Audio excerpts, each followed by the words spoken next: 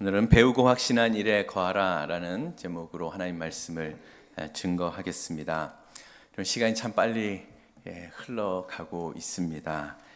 새해를 맞이하면서 새롭게 결단했던 그 시간들이 엊그제 같은데 벌써 4월 마지막 주일입니다. 4개월이나 지났습니다. 많이 빠르지요. 특히 올해 또 1월 달에 시작하면서 우리 성도님들과 함께 또 성경 통독을 또 시작을 했습니다. 그리고 올해는 교회에서 그 리딩 지어스 성경 앱을 만들어서 그 앱을 통해서 성경 읽기를 시작했죠. 물론 그걸 사용하지 않고 여러분들이 개인적으로 읽으신 분들도 분명히 있을 겁니다. 그렇게 처음 1월 달에 앱을 사용해서 시작하신 분이 몇 분이냐면 91명입니다. 91분이 이 성경 앱을 통해서 같이 성경 통독을 힘차게 시작했습니다. 근데 2월 달 되니까 83명이 됐고요. 네, 3월 달 되니까 78명이 됐습니다. 그리고 제가 1부 예배 끝나고 확인을 해보니까 77명의 성도님들이 성경 통독을 계속해서 이어나가고 있습니다. 물론 뭐 조금씩 숫자가 줄었지만 사실 제가 어제 그 숫자를 확인하고 나서는 굉장히 마음이 먹먹했어요. 왜냐하면 우리가 얼마나 바쁜 그런 생활 속에서 살아가고 있습니까? 늘 피곤해요. 늘 바쁩니다. 늘 지칩니다. 그럼에도 불구하고 또 하나님 말씀을 매일마다 읽어 나가시는 우리 성도님들이 이렇게 많이 계신다는 것 자체가 하나님이 우리 교회에게 주신 아주 특별한 은혜라고 생각하고 저는 정말 기적과 같은 일이 이렇게 벌어졌구나 이런 생각을 하게 됐습니다. 그런데요, 제가 또 한편으로 이런 생각을 또 해봤어요. 그러면 4달이라는 시간, 이 120이라는 이 시간이 좀 묘한 시간이더라고요. 왜냐하면 매일 성경을 펴서 매일마다 읽게 되는 그 우리 몸의 이제 습관처럼 이렇게 배는 아주 귀한 시간이고 좋은 유익한 그런 시간이면 분명한데 한편으로는 나도 모르는 사이에 처음 1월 달에 가졌던 그 마음, 그 열정, 그 열심이 이제 조금씩 좀 사그라들고 또 어떤 때는 그냥 이 매너리즘에 충분히 빠질 수 있는 그런 시간이 아니었나 이런 생각을 하게 됩니다. 그러다 보니까 슬럼프가 찾아오는 그런 때가 바로 이때가 아닌가 싶습니다. 처음 창세기를 또 읽고 막 출애굽의 기적을 또 우리가 다시 읽을 때는 또 굉장히 재미있다가 이제 레위기부터 좀 마음이 어려워지기 시작하다가 이제 민수기 또 가면은 뭐 족보 나오고 역대상이 또 끝판입니다. 또 1장부터 계속 족보가 나와요. 어렵습니다. 그리고 이제 어제까지 우리가 에스더를 잘 읽었지요. 쭉 읽어오시면서 아마 첫 마음이 조금씩 식어진 분들이 분명히 계실 겁니다.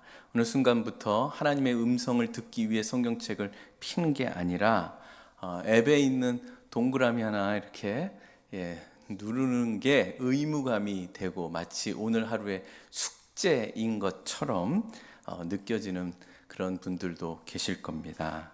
그런데 그러다가 바빠서 이렇게 미스할 때가 있잖아요. 근데 하루 이틀 밀리다 보면 이제 더 이제 힘들어지지요. 성경을 읽는데 도대체 이게 무슨 뜻인지도 잘 모르겠고 그리고 머리에 남지도 않고 덮으면 그 내용이 사라져 버리고 그러다 보니까 성경 읽는 게 짐이 되어 버립니다. 어떤 분들은 이걸 계속 하는 게 맞나 회의감이 들어서 이미 조용히 통독 앱을 닫고 지우고 빠져나가신 분이 또 계실지 모르겠습니다. 근데 오늘 저는 우리의 이런 모습을 솔직히 주님 앞에 가지고 나아가기를 원합니다. 그리고 오늘 말씀을 통해서 다시 한번 하나님 앞에 결단하는 시간이 되기를 간절히 소망합니다. 오늘 우리가 읽은 말씀은요, 사도 바울이 로마 감옥에 갇혀 있을 때 쓴 편지입니다. 당시 바울은요, 이제 다시는 이 감옥에서 나갈 수 없게 됐구나라는 이제 자기의 마지막을 이제 이미 감지한 상태에서 이 편지를 썼습니다. 특별히 누구에게 썼냐면 자신의 영적인 아들인 디모데에게, 젊은 목회자인 디모데에게 쓴 편지입니다. 그러니까 유언장과도 같은 그런 내용입니다. 여러분, 죽음을 눈앞에 둔 순간에 가장 사랑하는 자기의 영적 아들에게 남기는 마지막 편지라면 그럼 보통 어떤 내용을 쓰게 될까요? 아마 교회를 어떻게 이끌어가야 될지에 대한 어떤 목회적인 철학, 전략, 아니면 인간적인 어떤 걱정, 또 어려움, 안타까움 같은 것들을 적지 않을까, 우리는 그렇게 생각할 수 있습니다. 그런데 바울은요, 그런 이야기들을 길게 막 늘어놓은 것이 아니라 대신 자신이 떠난 뒤에, 죽은 뒤에 여전히 거세게 다가올 그 핍박 속에서 홀로 목회를 감당해야 될 이 디모데에게 간절한 마음을 달아 핵심적인 당부를 딱 합니다. 그게 오늘 14절 말씀이에요. 그러나 너는 배우고 확신한 일에 거하라. 죽음을 눈 앞둔 이 바울이 남긴 유언의 핵심이 뭐예요? 말씀 안에 거하라 라는 말씀입니다. 여기서 거하라는 말은요, 비가 오나 눈이 오나 그곳에 뿌리를 깊이 내리고 거기를 자기 집으로 삼아서 살라라는 뜻입니다. 그게 거하라는 뜻이에요. 그러니까 세상이 흔들리고 핍박이 몰려오고 때로는 내 마음속에 두려움이 엄습할 때라도 네가 어릴 적부터 외할머니와 어머니에게 배웠던 그 진리의 복음 안에서 깊이 삶의 뿌리를 내리고 그곳에서 반드시 살아야 한다는 당부입니다. 저는 오늘 이 바울의 이 간절한 유언이 말씀 통독의 여정을 걸어가는 우리 모두에게 하나님의 세미한 음성으로 들려지기를 간절히 소망합니다. 지금 우리가 걷고 있는 이 통독의 모습을 한 세 가지로 나눌 수가 있는데요. 먼저는 지금까지 1월부터 4월 마지막까지 빠지지 않고 조금 하루 이틀 밀리더라도 끝까지 포기하지 않고 성실하게 진도를 따라오신 분들이 계십니다. 네, 지금까지 참 수고가 많으셨습니다. 잘하고 계십니다. 바쁘고 피곤한 일상 가운데서도 매일 포기하지 않고 그저 눈만 뜨면 이제 앱을 딱 켜가지고 오늘 읽은 그 분량을 여러분 같이 읽지 않습니까? 그 성실함 하나님 보시기에도 참으로 하나님 기뻐하실 그런 모습일 겁니다. 그런데 오늘 바울의 이 권면을 가만히 보면요, 바울은 배운 일에 거하라고만 이야기하지 않고 거기에 무슨 말을 하냐면 확신한 일에, 배우고 확신한 일에 거하라라고 말합니다. 이 말씀이 우리에게 던지는 아주 의미 있는 질문이 있습니다. 우리는 지난 넉 달 동안 매일 성경을 읽었어요. 성경을 읽는다는 것은 말씀에 대한 하나님의 그 지식을 계속해서 쌓는 일이 됩니다. 그러면서 매일 이제 진도표에 체크를 해왔습니다. 이 모든 것이 참 귀한 배움의 과정입니다. 근데 여러분, 이제 여기서 한 걸음 더 들어가 보면요, 여러분 스스로 한번 질문을 던져 보십시오. 매일 여러분들이 성경을 읽으시면서 그 말씀에서 내 속에 정말 확신으로 자리 잡는 그 말씀이 얼마나 남아 있습니까? 여기서 확신으로 자리 잡는다는 것은 읽는 말씀을 내가 믿느냐 안 믿느냐 그런 차원에서의 확신이 아닙니다. 여기서 확신에 거하라는 것은 나에게 들어온 이 말씀으로 인해 내가 얼마나 변화되고 있느냐는 것을 말합니다. 말씀 때문에 내 생각이 얼마나 바뀌었습니까? 이런 말씀 때문에 내 행동이 얼마나 달라졌습니까? 이런 성경 통독은요, 하루 읽을 분량을 그냥 빨리 해치우고 성경 지식을 쌓는 그런 일이 아닙니다. 오히려 그 반대입니다. 살아있는 말씀을 매일마다 읽을 때 내 생각, 내 판단, 내 고집을 다 내려놓고 말씀이 삶을 이끌어가는 것을 내가 스스로 보는 겁니다. 주시고요. 우리가 하나님 말씀을 날마다 이렇게 접할 때마다 그 말씀은 단순히 뭐 다른 책에서 우리가 받아들이는 어떤 그런 지식적인 그런 내용의 그런 책이 절대로 아닙니다. 살아있는 말씀 앞에 우리가 섰을 때 우리가 지금 평소에 가지고 있던 그런 생각들, 그리고 때로는 내 가치관들, 내 어떤 고집들을 다 내려놓고 그 하나님의 말씀이 내 인생을 지금 이끌어가고 있는지를 늘 우리가 주시해야 합니다. 그래야 나를 온전히 하나님 말씀에 맡겨드릴 수가 없습니다. 여러분, 그래서요, 사실 하나님 말씀은 우리가 능력 있음을 믿지 않습니까? 그렇기 때문에 우리가 말씀을 읽으면 읽을수록 사실 우리의 삶이 바뀌게 돼 있어요. 그렇게 읽었는데 잘 안 바뀌던데요. 왜 그럴까요? 말씀이 문제가 생긴 걸까요? 이런 말씀을 사실 읽으면 읽을수록 우리의 생각이 바뀌면요, 사실 우리의 눈빛도 변합니다. 우리가 지난 시간에 마르다의 눈빛이 어땠죠? 네? 살벌한 눈빛이었죠. 살벌한 눈빛이 말씀을 읽으면 읽을수록 주님의 온유한 눈빛, 사랑의 눈빛으로 바뀝니다. 그러면 얼굴도 바뀌겠죠. 입술도 바뀔 겁니다. 그리고 우리의 마음이 바뀌게 되면 사람을 향한, 하나님을 향한, 세상을 향한 우리의 태도도 분명히 바뀔 겁니다. 지금까지 매일마다 성실하게 하나님 말씀을 잘 읽어오셨다면 이제 남은 기간 말씀이 내 삶을 다스리도록 여러분 기도하며 그 말씀을 읽으시기 바랍니다. 오늘도 진도 안 밀리고 다 끝냈다. 여러분, 물론 뿌듯합니다. 그렇지만 여러분, 거기서 멈추시면 안 됩니다. 오늘 아침에 읽은 이 말씀 한 구절이 하루 종일 내 마음속에 남아있고 내 머릿속에 자꾸 맴돌면서 내 발걸음을 인도하는 진짜 확신의 기쁨을 우리 모두가 다 누리시기를 간절히 소망합니다. 두 번째 모습은요, 성경 통독을 하다가 지금 슬럼프에 좀 빠지신 분들이 아마 계실 겁니다.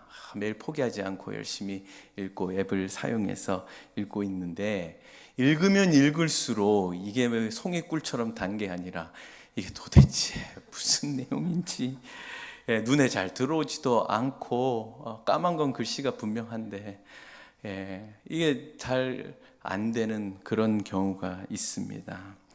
머리에 남는 것도 없고 또 내용이 어렵다 보니까 이렇게 내가 억지로 읽어서 뭘 하나 싶은 거죠. 아마 지금까지 의무감 하나로 버텨오면서 속으로 깊은 회의감을 느끼는 분도 분명히 계실 겁니다. 여러분, 왜 이렇게 성경을 읽다가 이 성경이 자꾸 이렇게 짐이 될까요? 의무가 될까요? 가만히 생각해 보면 우리도 모르게 혼자 속으로 이런 오해를 하고 있지 않나 생각합니다. 매일 성경을 펴서 읽고는 있지만 이 말씀을 읽을 때 마음에 당장의 어떤 그런 감동, 그리고 내 삶에 어떤 특별한 일이 일어나지를 않는 거예요. 그러니까 어떤 그런 감흥도 없고 경험도 없고 체험도 나타나지 않으니까 내가 이거 맨날 읽는 게 내 인생에 무슨 의미가 있나 싶은 거죠. 여러분, 이번 주 성경 읽을 때 혹시 막 눈물 왈칵 쏟고 말씀을 읽고 딱 덮자마자 막 기도 제목이 확 응답이 되고 뭐 이런 경험이 있으셨나요? 이런 놀라운 깨달음 같은 어떤 특별한 체험이 있어야만 성경 읽을 맛이 나는데 뭐 그런 게 없으니까 그냥 의무감으로 읽다가 이게 짐이 되어버린 겁니다. 뭐 이런 경험 분명히 있으실 겁니다. 여러분, 철학에서 실존주의 철학이라는 게 있습니다. 모든 삶의 기준을 어떤 변하지 않는 진리에 두는 것이 아니라 철저하게 내 감정, 내 경험, 내 생각에 두는 겁니다. 하나님이 살아계신 것은 분명한데도 불구하고 그것을 내가 피부로 느끼지 못하면 의미를 못 찾는 거예요. 나랑 아무런 상관이 없는 게 돼버리는 거예요. 이렇게 내가 직접 느끼고 경험하는 것만 진짜다라고 믿다 보면은 결국 진짜 변하지 않은 하나님 말씀이 기준이 되는 것이 아니라 뭐 하루에 12번도 변하는 내 생각과 감정이 나의 기준이 되어 버리는 겁니다. 이런 상태에서 성경을 읽을 때 성경이 아무런 의미가 없이 다가오면, 그러니까 체험도 경험하지 못하고 어떤 감흥도 없다면 성경이 나에게 의미가 없어져 버리는 거예요. 그러니까 어떻게 해요? 성경을 덮어버리게 됩니다. 근데 여러분, 이 사실을 분명히 기억해야 됩니다. 우리 기독교는 어떤 신비로운 체험, 어떤 카타르시스를 위한 그런 체험의 종교가 절대로 아닙니다. 기독교는요, 철저하게 계시의 종교입니다. 신앙생활에서 체험 중요합니다. 말씀이 내 삶을 변화시키는 그 예수님과의 인격적인 만남이 없으면 안 됩니다. 하나님과 동행하는 매일의 삶, 그런 경험이 반드시 있어야 됩니다. 그런데 그 경험이 내 감정과 내 기준에 의해 좌지우지되는 것, 그것은 신앙이 아닙니다. 기독교가 기독교다운 참된 독특성이 있는데요, 그것은 하나님께서 당신 스스로를 우리에게 명확하게 나타내 보여주신 계시에 있습니다. 그 계시가 뭐예요? 성경 66권 성경 말씀입니다. 하나님은 이 완벽한 성경 말씀, 이 계시를 우리에게 주셔서 하나님을 나타내 보여주셨습니다. 우리가 무언가 뜨겁게 경험했기 때문에 하나님을 믿는 게 아니에요. 하나님이 먼저 우리를 찾아오셔서 하나님 자신을 우리에게 보여주셨기 때문에 우리가 하나님을 믿게 된 겁니다. 여러분, 이 변하지 않는 진리, 성경 말씀이 우리의 기준이 되어야, 여러분, 도무지 이해되지 않는 우리의 삶의 그 모든 정황, 복잡하고 얽혀있는 내 삶의 수많은 문제들을 말씀을 통해서 우리가 해석하고 바르게 우리가 바라볼 수 있게 됩니다. 늘 변하는 내 감정이나 경험 위에 우리의 신앙을 세우려고 하지 마십시오. 절대 변하지 않는 하나님 말씀이 언제나 먼저입니다. 그래야 그 말씀이 우리가 겪고 있는 삶의 모든 아픔과 문제들을 제대로 해석해 줄 수 있습니다. 그러므로 여러분, 성경 읽기가 무의미하게 느껴지고 슬럼프가 찾아와서 막 포기하고 싶은 그런 분들 계시면, 여러분, 오늘 사도 바울이 우리에게 주는 이 권면의 말씀을 붙드시기 바랍니다. 16절 17절 말씀에 이렇게 말합니다. 모든 성경은 하나님의 감동으로 된 것으로 교훈과 책망과 바르게 함과 의로 교육하기에 유익하니 이는 하나님의 사람으로 온전하게 하며. 여러분, 우리가 왜 성경을 읽을 때 의미를 찾지 못하고 답답해하고 때로는 막 불편할 때가 있잖아요. 왜 그런지 아십니까? 그것은 성경이 하나님의 호흡으로 된 살아있는 말씀이기 때문입니다. 이게 무슨 뜻이냐면, 살아있는 말씀이 우리 안에 들어오면 그 말씀은 그저 우리의 마음을 위로하고 편안하게 만드는 말씀으로만 머물지 않아요. 살아있는 말씀이기 때문에 이 말씀이 들어오면 우리의 내면을 막 헤집어요. 그리고 뭘 하냐면 수술을 하기 시작합니다. 바울이 말한 이 성경의 유익을 보세요. 먼저 모든 성경 하나님의 감동으로 된 것으로 뭐예요? 교훈과 책망입니다. 우리 안에 깊이 숨겨져 있는 죄악이 있습니다. 교만함이 있습니다. 욕심이 있습니다. 세상의 가치에 찌들어 버린 그 더러운 생각들이 있습니다. 그런데 하나님의 말씀이 들어와서 그런 나의 모든 옛 성품, 옛 자아들을 거룩한 생명의 빛으로 전부 다 폭로하고 드러냅니다. 꾸짖습니다. 그 다음에 뭐예요? 바르게 함입니다. 바르게 한다는 것은 뭐냐면 삐뚤어지고 구부러진 그 나의 그 모든 자아를 강제로 꺾어서라도 똑바로 피게 만드는 작업이에요. 여러분, 책망을 받고 구부러진 뼈를 억지로 막 바르게 맞추는 그 수술 과정이 뭐 휘파람 불면서 막 기쁘고 즐거운 과정인가요? 여러분, 수술을 즐겁다고 생각하시는 분 계십니까? 예? 아주 기쁜 일이라고 생각하시는 분 계세요? 여러분, 어떻게 해서든지 수술을 안 하려고 이 방법 써보고 저 방법 써보고, 그러다가 안 되면 최후의 수단으로 뭐예요? 수술하는 거예요. 왜 그래요? 거부감이 있거든요. 무섭거든요. 혹시 저도 수술했잖아요. 전신 마취를 한대요. 갑자기 그러는 거예요. 내가 전신 마취를 하고 끝나면 눈을 뜰 수 있을까? 뭐 이대로 눈 떴는데 주님이 앞에 계시면 뭐 별의별 생각이 다 들더라고요. 그러니까 본능적으로 수술한다는 것, 내 몸이 수술대 위에 올려놓는 것, 이거는 우리에게는 굉장히 불편한 일이고 어떻게 해서든지 거부할 만한 일이라는 거예요. 여러분, 아파요. 고통스러워요. 도망치고 싶어요. 그런데 말씀이 들어오면 우리를 그렇게 수술을 한단 말입니다. 우리가 통독을 하다가 슬럼프에 빠지는 진짜 이유는요, 어쩌면 살아있는 그 말씀이 내 아주 고집센 생각과 판단들과 정면으로 부딪히고 있는지 몰라요.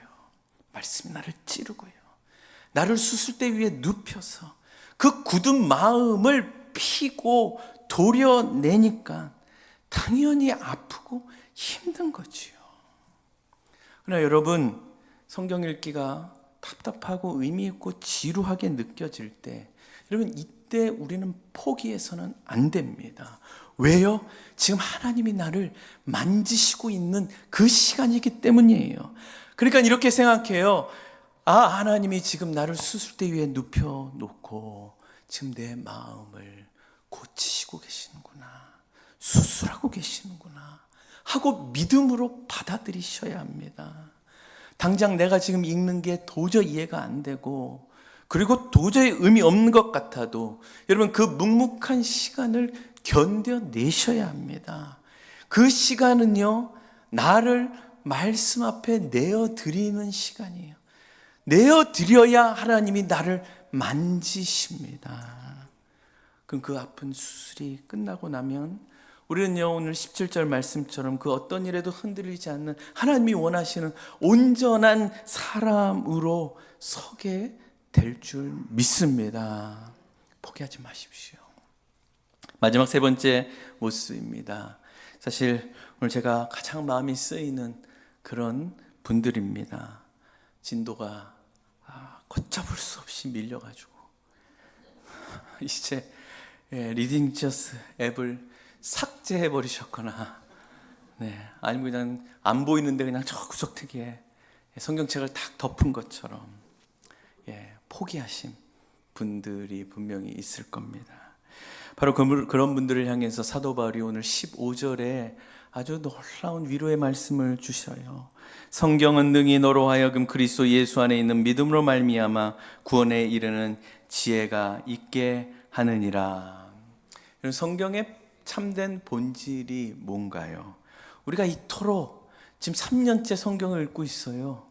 이렇게 애를 쓰면서 성경을 읽는 진짜 목적이 무엇입니까? 성경이 존재하는 진짜 목적은 하나입니다. 바로 예수 그리스도를 만나는 데 있습니다. 여러분, 창세기부터 요한계시록까지 66권, 여러분 얼마나 두꺼워요. 이 두꺼운 성경책 처음부터 끝까지 가리키는 분은 바로 예수님 한 분입니다. 우리를 살리기 위해 이 땅에 오셔서 십자가를 지신 예수님입니다. 구약 성경을 보면 수많은 짐승들이 피를 흘리며 죽어가는 제사가 나옵니다. 그걸 보면 결국 십자가에서 우리를 위하여 희생하신 유월절 어린 양 예수 그리스도를 발견하게 됩니다. 여러분, 구약 성경을 보면 이스라엘 백성들 정말 지독하게 말을 안 들어요. 지독할 정도로 말을 한다. 어쩌면 그럴 수 있어요. 그죠? 우리보다 더 하죠? 아닌가요? 하여튼 말 안 듣는 데는 최고입니다. 그런데 그런 이스라엘 백성들을 끝까지 포기하지 않았어요. 우리 하나님이 거기서만 머무는 것이 아니라 포기하지 않으실 뿐만이 아니라 자기 아들을 보내셔서 그 모든 자들을 구원하신 그 하나님의 놀라운 은혜와 사랑을 우리가 말씀을 통해 발견합니다. 그러니까 성경은요, 우리에게 이거 해라, 이거 하지 말아라, 이거 하면 혼난다, 이거 하면은 매 맞는다, 정죄하고, 여러분, 우리를 구속하는 그런 책이 아닙니다. 성경은요, 오직 하나예요. 나를 너무나도 사랑하셔서 십자가를 지신 그 예수 그리스도의 은혜와 그 복음이 가득 넘치는 게 바로 이 책입니다. 그렇다면 여러분, 한 달치, 두 달치, 세 달치 진도 밀린 게 도대체 뭔 대수입니까? 그게 뭔 대수예요?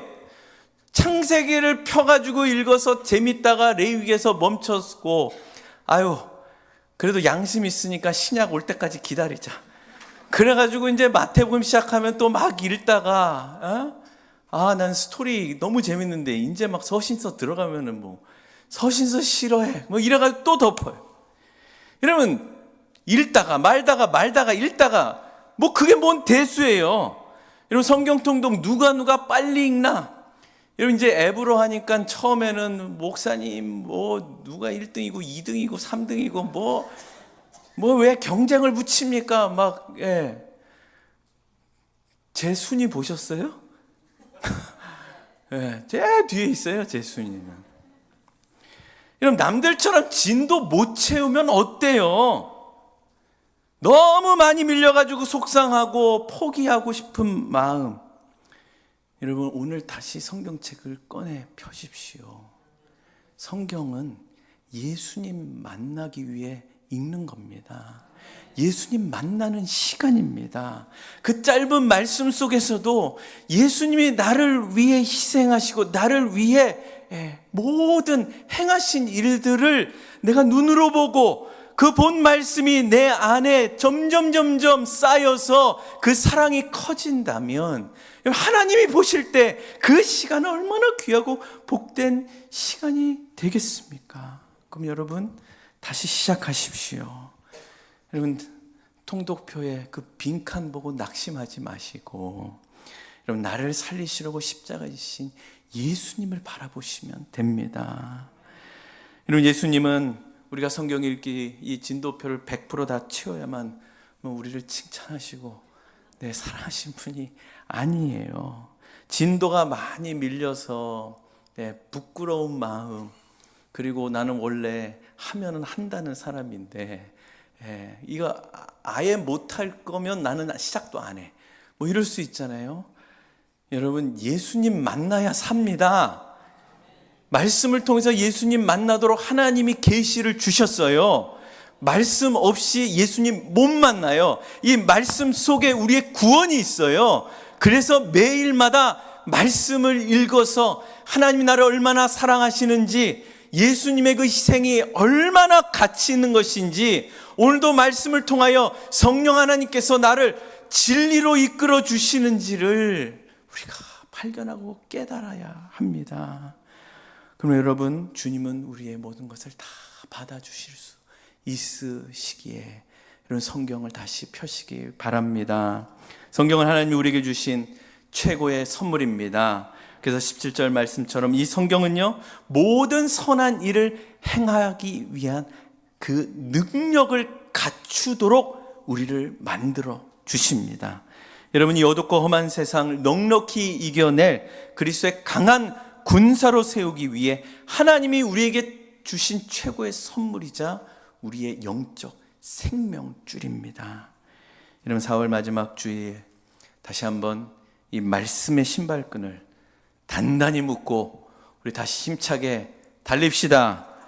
우리 앞에 아직 읽고 발견해야 될 복음의 영광이 너무나 많이 남아 있습니다. 여러분, 예전에 만난 그 예수님 이제 더 이상 만날 필요 없습니까? 예? 그때 만난 걸로 그냥 끝이에요? 매일 만나야지 됩니다. 성경을 읽을 때마다 우리를 사랑하신 주님의 음성을 듣고 여러분 사십시오. 우리가 1월 달에 몇 명으로 시작했죠? 91명으로 시작해서 지금 77명 함께하고 있는데 14분 다시 돌아오시기 바랍니다. 네, 주님이 여러분들을 부르고 계십니다. 14분 뿐만이 아니라 여러분 아직 시작도 안 하신 분들 괜찮습니다. 오늘부터 시작하셔도 절대 늦지 않습니다. 진도를 다 채웠느냐 안 채웠느냐, 여러분 더 중요한 것은 여러분 말씀을 필 때 예수님이 나를 기다리고 계신다는 거예요. 그 예수님을 우리가 만나고 사랑한 겁니다. 오직 말씀 안에서 우리 예수님을 깊이 만나고 흔들리지 않는 그 십자가의 확신 안에 온전히 거하는 우리 버지니아 장로교회 모든 권속들에게를 주님의 이름으로 간절히 축원합니다.